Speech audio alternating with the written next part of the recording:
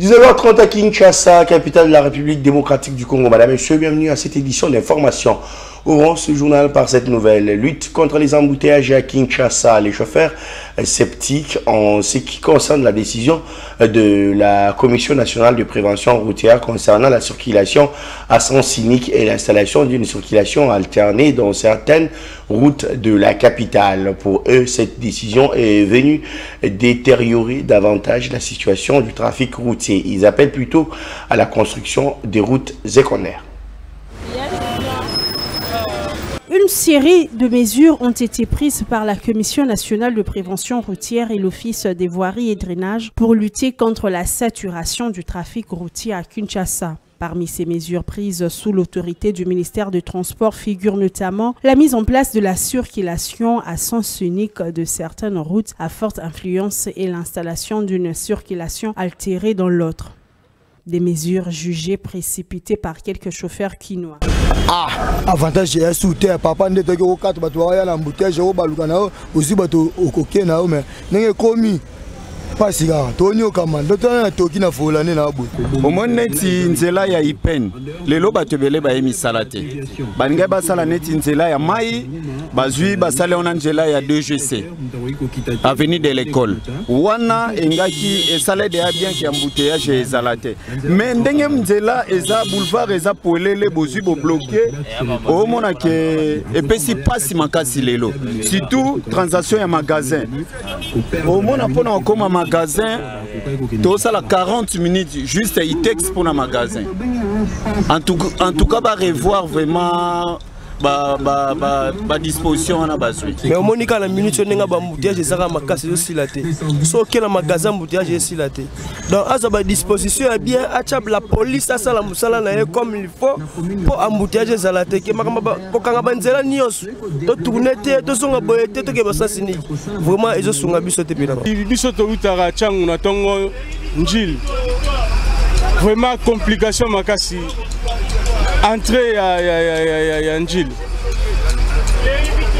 Kobaluka kokota entrée Njili kobaluka apocalypse ezo créer les biso bambouteillage makasi vraiment makasi. Bazongi ça va entrer ndenge zalaki soit première entrée etika licence sens unique kimbuta etika licence unique ya sorti et ko dégager banzela. Et non que yeboyo que nous contourner ti c'est assaut de mouton ya Pascal. Ils ont créé un embouteillage belé. Vraiment, vendre sa conscience qui m'a battu là, axe sous ça va, mais côté sous et déranger biso makasi na tongo. Yozo mesure au saline de la tête. Tu peux imaginer à boulevard Toké à la gare centrale. Gare centrale ça m'a boulé belé, mais c'est ça m'a lamouté. Avant on s'allie comme à table aux décisions, on ne refuse pas baba conduit. Mais il faut qu'on tenir compte, il y a jour lundi densité à population. Niveau population allez belé les lots. Yozo de surtout les sens unique.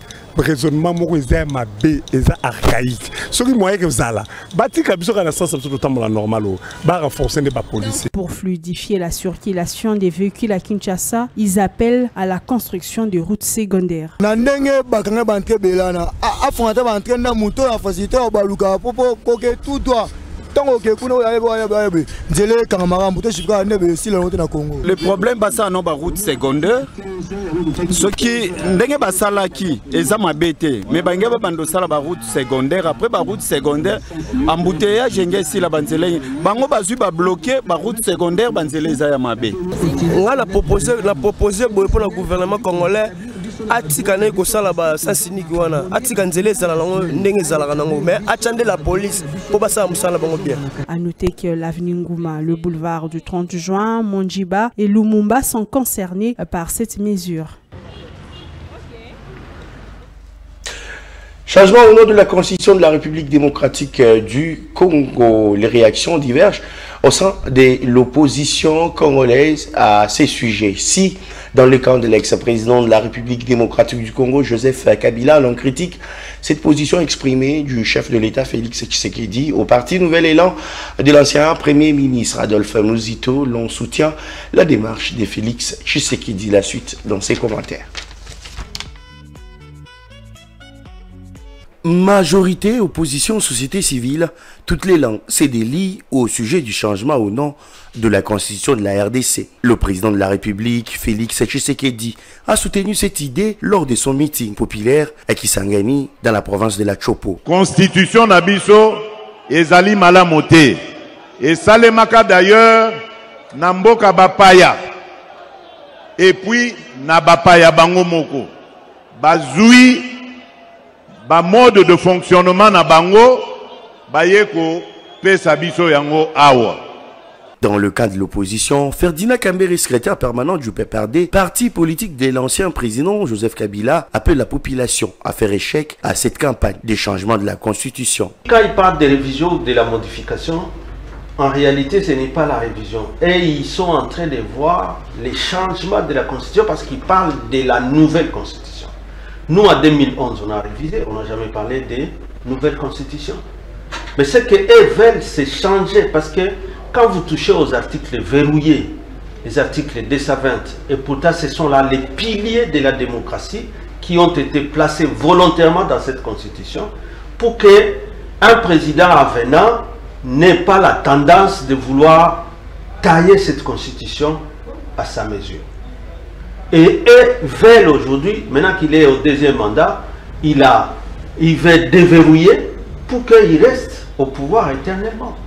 De l'autre côté, un autre parti politique de l'opposition, c'est le nouvel élan de l'ancien Premier ministre Adolphe Muzito. Cette formation politique soutient l'idée du changement de la Constitution car il présente plusieurs failles. Ça, c'est de la méchanceté des acteurs politiques congolais, ce n'est pas la population dans son ensemble. Si à son époque, Kassavou avait modifié, avait retouché l'ancien président, le maréchal Mobutu, des mêmes aussi, Laurent Kabila avait fait aussi des mêmes, Joseph Kabila à son époque, et il avait touché la Constitution. Alors pourquoi si le président Tshisekedi toucherait la Constitution, cela pose un problème? Ou soit on ne sait pas ce que nous voulons, ou soit nous avons un problème privé avec Félix Tshisekedi, ou c'est un problème qui concerne la nation. Donc moi je pense que nous devons différencier les choses. Nous sommes clairs de notre façon de faire la politique. Nous pensons que le président Tshisekedi n'a pas évoqué ce sujet de s'éterniser au pouvoir. De la majorité à l'opposition, le voix s'élève pour soit rejeter, soit soutenir l'idée du changement ou la révision de la Constitution de la République démocratique du Congo. Et Félix Tshisekedi qui a regagné Kinshasa dans la soirée du samedi dernier après son séjour à Kisangani, le chef de l'État Félix Tshisekedi, alors de sa mission d'itinérance de 4 jours dans ces coins du pays, inaugurait l'aéroport international de Bamboka situé à 17 km du centre-ville. Alors, retour en image sur le séjour du président de la République dans cet espace oriental.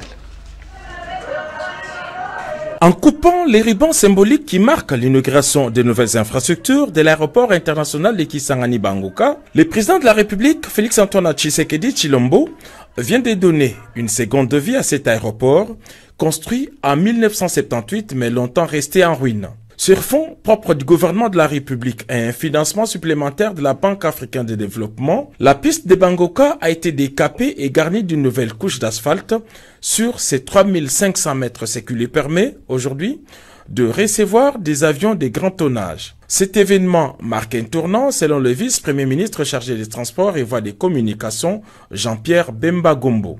La réhabilitation des chaussées aéronautiques et du terminal passager de l'aéroport international de Kisangani-Bamboka résulte de la seule volonté du président de la République dans sa vision de doter notre pays des aéroports modernes et répondant aux normes de sécurité internationale en la matière. Aujourd'hui, nous ne célébrons pas seulement l'avènement d'un projet d'envergure, mais nous posons également une pierre angulaire pour l'avenir de cette province et de notre pays. Le terminal passager de Bangoka est un véritable circuit qui répond aux normes de l'aviation civile. On y trouve tous les compartiments et les équipements requis pour la sûreté, la sécurité et l'exploitation de l'aéroport.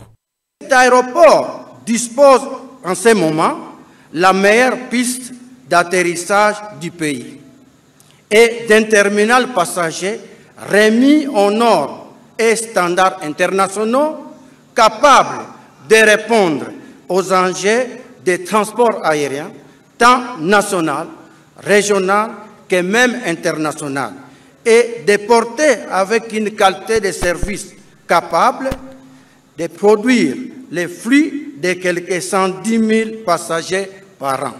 L'aéroport international de Kisangani Bamboka compte aujourd'hui parmi les aéroports de dégagement pour tous les aéronefs qui survolent les ciels de la République démocratique du Congo. C'est aussi un véritable hub pour la Grande Orientale. Dans les prochains mois, d'autres aéroports du pays auront les mêmes standards que Bangoka. Les travaux de l'aéroport de Kinshasa-Njili vont débuter en début d'année prochaine, tandis que ceux de Kavumu dans les Sud-Kivu démarrent dans les prochaines semaines. Entre-temps, d'autres sont en cours de réhabilitation. Clôture sous la note des satisfactions de la première édition de la foire de la formation professionnelle. Les participants à ces assises sont sortis mieux outillés sur l'importance de ces secteurs dans la vie des Congolais grâce à l'intervention des experts conviés par les ministères de la formation professionnelle. La première ministre Judith Suminwa Tuluka, qui a clôturé ces assises, a encouragé les jeunes à l'apprentissage du métier pour le développement du pays.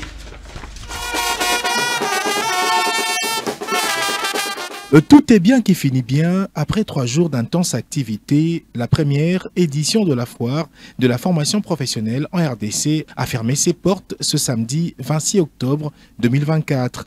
Un événement réussi qui s'est vu honoré de la présence de la première ministre, chef du gouvernement, Judith Suminwa Tuluka, qui a écourté sa mission de travail dans la Chopo à Kisangani aux côtés du chef de l'État pour donner corps à son soutien au secteur de la formation professionnelle, à ce jour conduit par Maître Marc Ekila.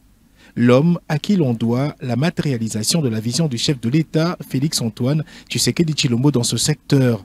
1300 participants au panel de 3 jours, 40 organisations nationales et internationales intervenant aux 7 panels, 15 000 visiteurs pour l'ensemble de la foire, alors que la tente était placée à 6 000. 4 000 jeunes ont aussi pris part au panel et inscription.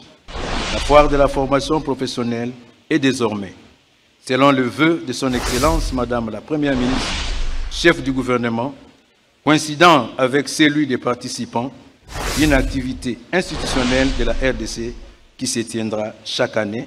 La première foire de la formation professionnelle, un événement inédit, a indiqué la première ministre qui a salué les efforts d'un de ses éléments, Maître Marc Ekila, membre de son gouvernement. Je ne peux terminer cette adresse sans présenter mes sincères félicitations à son Excellence Monsieur le ministre de la formation professionnelle pour tous les efforts engagés pour sortir ce secteur de son ornière et matérialiser la vision chère du président de la République. Cette vision consistant à la réhabilitation du citoyen congolais dans la plénitude de sa dignité et du sentiment de fierté nationale, à travers le développement des compétences des ressources humaines nationales, et déclare ainsi close la toute première édition de la foire de la formation professionnelle de la République démocratique du Congo. Cette foire, sa réussite, c'est aussi grâce aux partenaires qui, à l'occasion, ont également salué sa tenue jusqu'à la signature symbolique devant la chef du gouvernement d'un accord de partenariat pour un travail d'ensemble. Il faut signaler que dans le déroulement de la première édition de la foire, outre les panels qui ont été assurés par les professionnels de formation professionnelle, par la présentation des filières et métiers, par les centres de la formation professionnelle, le moment culminant a porté sur les inscriptions en masse des apprenants dans différents centres de formation après avoir identifié les filières et métiers correspondant à leur profil. Et comme nous parlons de la première ministre, retenez que Judith Suminwa Tuluka a sensibilisé la population à la lutte contre les cancers des seins. C'était au cours d'une marche organisée par le ministère de la Santé, Hygiène et Prévention sociale dans le cadre du mois d'Octobre Rose.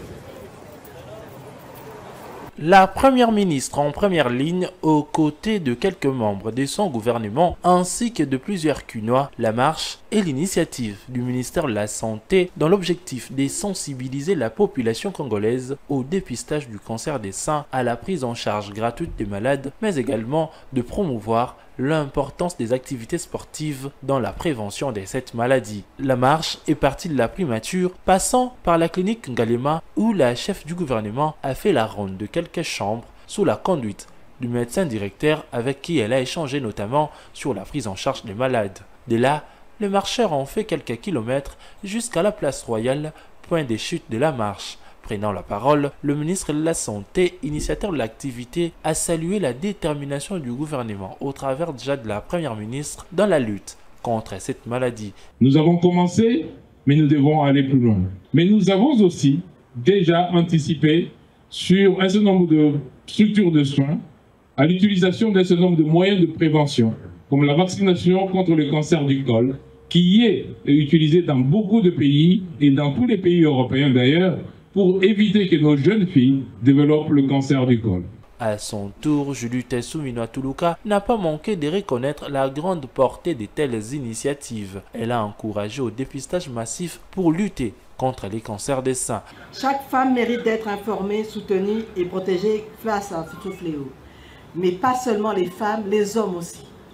Nous venons de la clinique Ngalema où sur 63 patients qui sont pris en charge, il y a 4 hommes. Et oui, les hommes aussi peuvent être victimes du cancer du sein.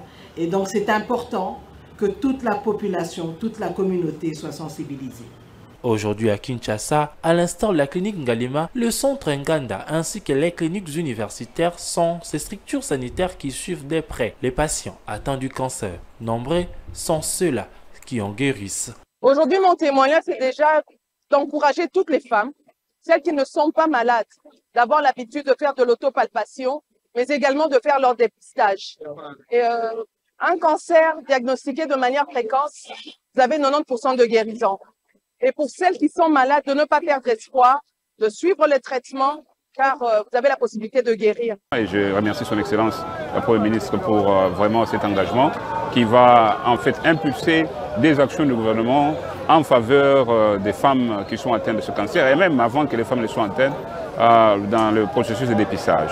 Pour se prévenir du cancer, il est entre autres conseillé de limiter la consommation d'alcool, éviter la cigarette, contrôler son poids, être actif physiquement, privilégier l'allaitement, éviter l'exposition au rayonnement et à la pollution de l'environnement.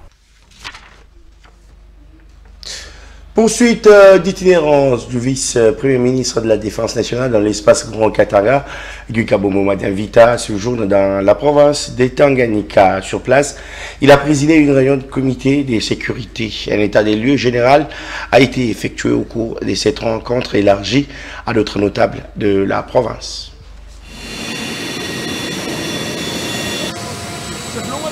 Poursuivant son itinérance dans l'espace Grand Katanga, le vice-premier ministre de la Défense nationale et ancien combattant est arrivé à Kalemi, chef-lieu de la province du Tanganyika, via l'aéroport national de Kayinda. Sur place, l'accueil a été chaleureux entre le fil des militaires qui l'attendaient, des élus nationaux ainsi que plusieurs de ses sympathisants. À Kalemi, Guy Kabombo Mwadianvita a échangé avec le gouverneur de Tanganyika. Christian Kitunga Muteba a fait l'état des lieux général de la situation sécuritaire, ce qui a permis à ses membres du gouvernement de faire une évaluation avant de présider la réunion du comité provincial de sécurité élargi à d'autres autorités de la province. Au cours de cette rencontre, à laquelle ont pris part des officiers de l'armée et de la police, mais aussi les élus nationaux, le vice-premier ministre de la Défense a insisté sur l'implication de tous pour mettre fin à l'insécurité au Tanganyika, mais aussi dans tout l'espace Katanga.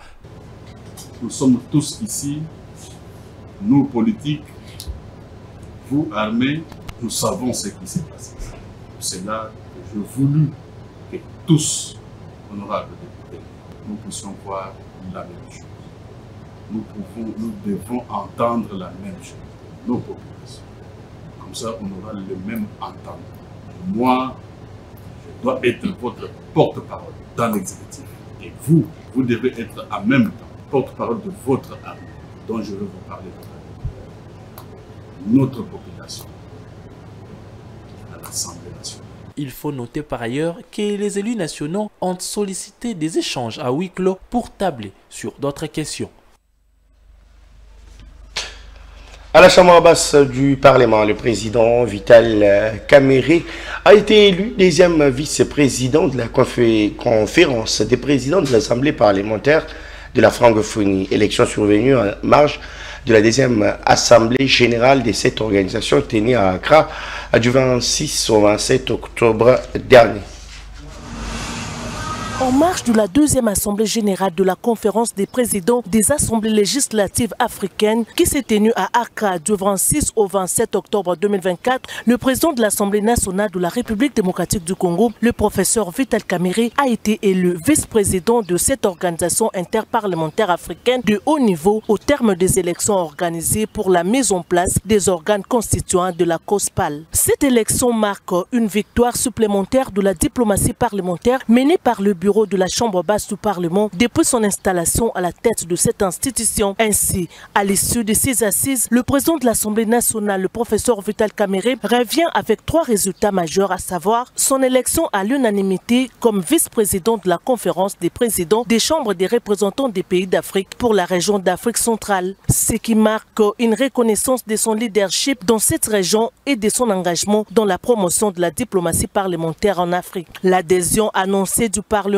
ghanéen à l'Assemblée parlementaire francophone suite à son adhésion à l'Organisation internationale de la francophonie. Il s'agit aussi d'une victoire majeure du professeur Vital Kamerhe dans son rôle de représentant de l'APF à ces assises, arraché après avoir mis en exergue les avantages que le Ghana pourrait tirer de l'APF. Sur ce sujet, le Parlement ghanéen s'est engagé à envoyer dans le plus bref délai une lettre d'intention pour rendre effective son adhésion à l'APF lors de sa 50e session qui se tiendra le 25 juillet 2025 à Paris. Le professeur Vital Kamerhe a aussi lancé un message fort d'appel à l'unité et à la mutualisation des forces des pays d'Afrique pour promouvoir la paix, la sécurité et la coopération pour le développement des pays d'Afrique. Il faut noter que le Ghana a été désigné à l'unanimité au poste de présidence de la COSPAL, pendant que l'Ouganda a été élu au poste de vice-président pour l'Afrique de l'Est, le Bénin vice-président pour la région d'Afrique de l'Ouest et l'Algérie vice-président pour l'Afrique du Nord. Le poste de vice-président pour l'Afrique australe reste à pourvoir. Chacun sa main sur la Bible ou le Coran ou le crucifix selon sa croyance a prêté serment devant l'Assemblée générale de la conférence des présidents des assemblées législatives africaines. Cette réunion interparlementaire africaine de haut niveau a aussi amendé et adopté le projet de constitution de la conférence des présidents des parlements africains et mis en place son secrétariat général, son comité exécutif, son comité d'audit ainsi que le groupe consultatif. Il faut noter qu'en ce qui concerne les amendements du projet de constitution, le professeur Vital Kamerhe a obtenu qu'il soit inséré un article sur la priorité qu'on doit accorder à la sécurité et à la paix sur le continent africain pour bannir la guerre entre États. Ceci faisant référence à son discours dans lequel il a appelé le pays d'Afrique à bannir les bruits des armes sur le continent. Insécurité à Goma, les services de sécurité ont mis la main sur 18 présumés bandits armés arrêtés lors de l'opération Safishamiji. Parmi eux figurent 2 faux Wazalendo. Ces présumés criminels ont été présentés le week-end dernier au maire de la ville. Le commissaire supérieur principal Kapen Kaman Fosta a encouragé les services de sécurité à poursuivre ces opérations de traque pour mettre en état de nuire à ces délinquants. C'est un regret de voir certains militaires actifs ou combattants Wazalendo aller habiter dans les camps des déplacés de guerre. Ils ont tué. Je voudrais que vous, les amis de la presse, vous puissiez poser quelques questions. Ils vont passer aux affaires. Et ce qui est important, c'est de sensibiliser toutes les communautés qui sont dans les camps de déplacés, de dénoncer la présence dans ce site, la présence militaire, parce qu'ils sont auteurs de plusieurs dégâts, notamment les kidnappings, notamment le braquage et les extorsions. Ils sont là. De 2, les militaires dont les unités sont en mouvement, ils fuient et ils viennent se cacher dans différents quartiers. Nous demandons à notre population de dénoncer, parce que ça nous fait très mal d'arrêter les gens après leur forfait, au lieu d'anticiper les événements malheureux. Il vaut mieux prévenir que guérir. Voilà mon appel à notre population. Merci beaucoup. Peut-être en Swahili. Monsieur le maire. Revenons à Kinshasa où les efforts sont en train d'être menés pour désengorger les routes principales. C'est dans ce cadre que le gouverneur Daniel Bumba-Lubaki a lancé le week-end dernier les projets de réhabilitation de routes autour du marché central. L'objectif poursuivi est l'amélioration et la circulation et la sécurité de cette zone très fréquentée pour les voitures que pour les piétons. Ces travaux concernent principalement les axes parallèles et perpendiculaires du boulevard du 30 juin. Il s'agit notamment des avenues Flambeau, Kassavubu, Kassai, Bokassa, de l'école, du plateau, du Marin et du marché. Des chantiers similaires sont déjà programmés selon le gouverneur qui a cité les avenues Tombalbay, Rwakading, Itaga, Kabambar, Kabinda et Assosa. Et le président de la République, Félix Antoine Tshisekedi, a été très impliqué pour le rayonnement et la ville à Kinshasa. Les instructions Pessamaki et Sungibiso pour la Misala. Ces travaux sont réalisés à la suite de ceux déjà entamés grâce à un financement du gouvernement illustrant ainsi l'implication du président de la République, Félix Tshisekedi. Le bourgmestre de la commune de Kinshasa a encouragé le gouverneur à poursuivre cette démarche pour désenclaver la capitale congolaise. Je vous dis sincèrement merci pour avoir choisi notre commune pour le lancement de ces travaux. Des vendeurs du marché central ont salué cette action de l'autorité urbaine dans le but de mettre les vendeurs dans les meilleures conditions.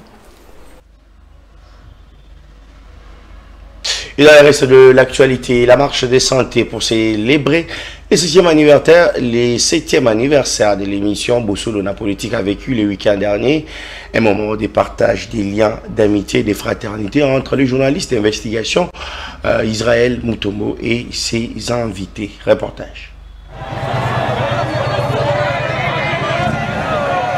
C'est plusieurs Kinois qui ont participé à cette marche de santé pour la célébration du 7e anniversaire de l'émission Bossolona Politique et du 3e anniversaire des Bossolo Télévision. Les téléspectateurs de ce programme venus des différents coins de la capitale et périphérie ont inondé le boulevard du 30 juin en passant par l'avenue de la Libération ex-24 novembre pour chuter à Athénée de la Gombe. Devant les Sangoku, entendre par là des amoureux du journaliste Israël Mutombo, ceux d'abord les coachs sud-africains qui a fait les déplacements de Kinshasa pour des séances de fitness.